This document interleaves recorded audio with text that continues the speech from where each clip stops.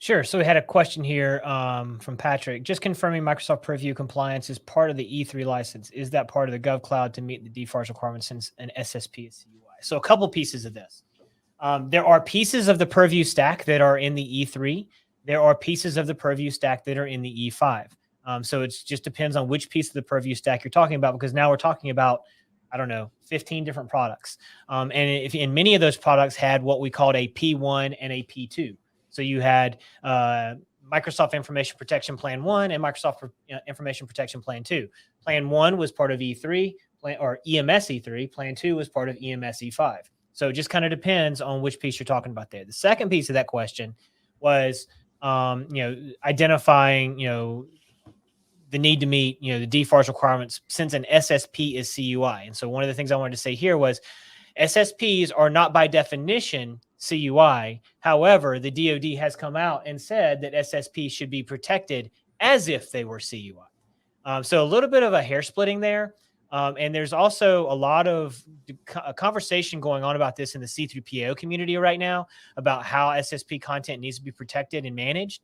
And Jacob, I can see you're itching to talk, so I'm just going to let you jump in here. The SSP and vulnerability, the whole clause treat as CUI is just it's one of those things, right? It stems from the CUI registry, which is maintained by NARA, which is the collection of all categories of CUI government-wide. There is a category of CUI called ISVI, Information System Vulnerability Information.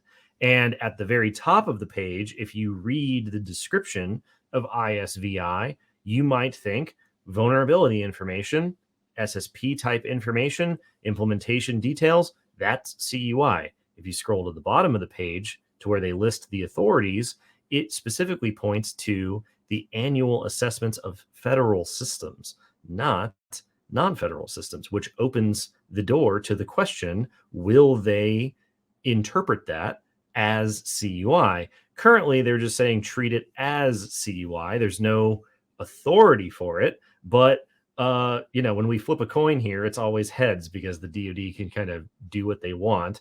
So it is exactly what you said. It's splitting hairs. It's a bit murky, but man, I like many things, I wish they would make a decision. So, but yeah, the C3PA community is definitely leading the way there because they're trying to reach consensus ahead of time, which is great. Which is very, very, very interesting to watch.